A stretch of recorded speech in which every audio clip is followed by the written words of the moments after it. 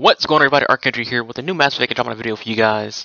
Today I want to go deeper into talking about the characters of the game. So yes, there will be minor spoilers. You have been warned. Don't complain in the comments about how you haven't played the game yet and you don't know about all this kind of stuff. And this is your warning, So you've been warned.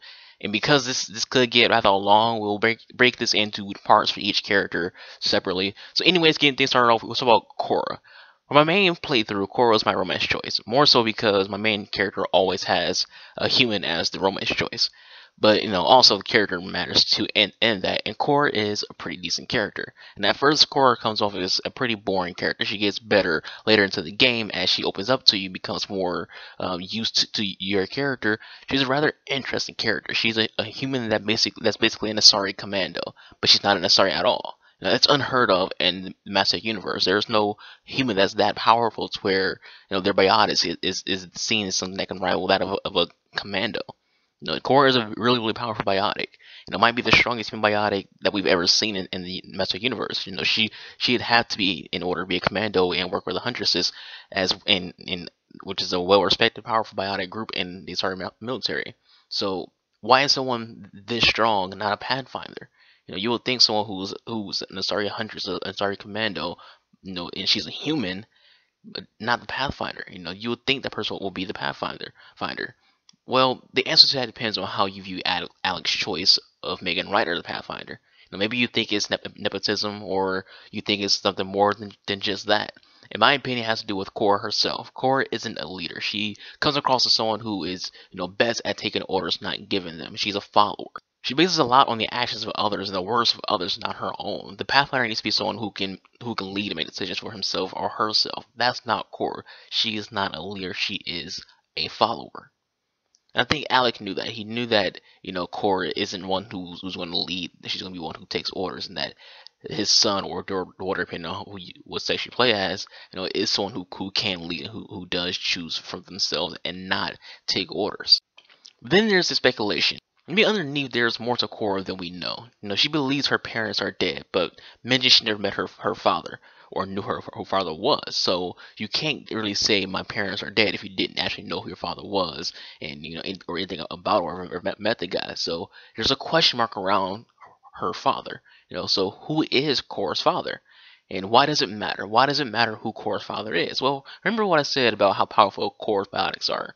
Maybe there's a reason for her powers being that rivals that of an Asari. We know a group that can genetically modify humans to have very powerful biotics.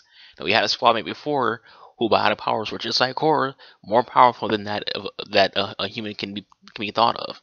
No human can ever thought to have powers like this other character, and that character was Miranda Lawson, a genetically modified biotic by Cerberus.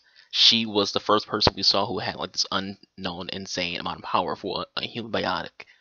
And coincidentally, she worked with Cerberus, who genetically modified her. So maybe there's something to this. Maybe there's someone before Miranda who got a lot of modifications done for biotic powers. Maybe that person's Cora.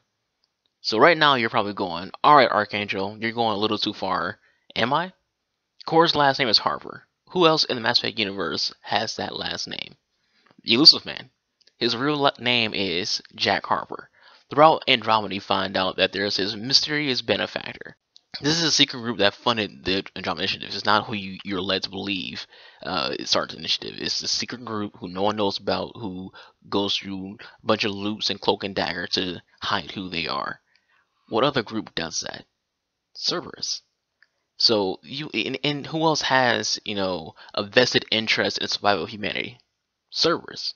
What better way to make sure your only daughter is safe from the Reaper threat than to pull some strings and get her in the initiative and have her under the wing of an N7 operative, the Elusive Man.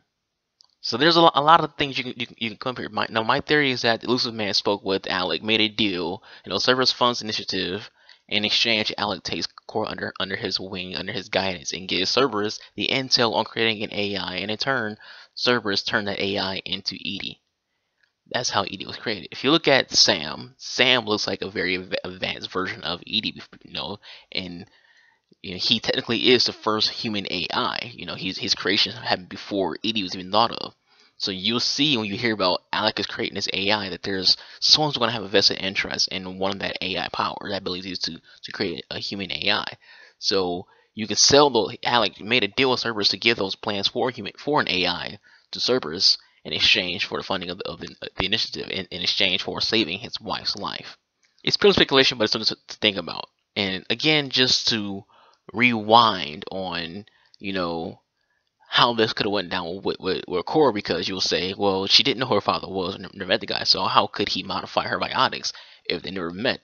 It could be something that was done before birth.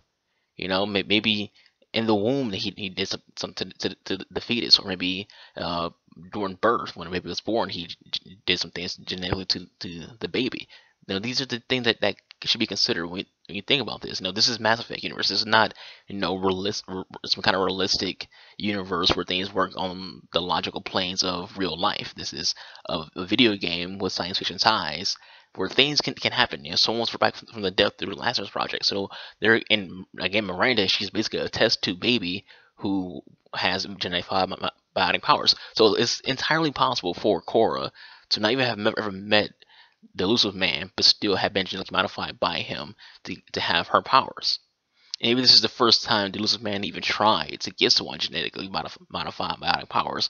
And then Miranda was like the second test, and then the third test was Miranda's sister. And after that, it was Kwai Lang. So there's a lot of things that can be said here with that. But again, purely speculation, but it is something to think about. To wrap up this video, what I'll say about Cora is her background could be the most interesting among any character in this game, including the main character himself or herself.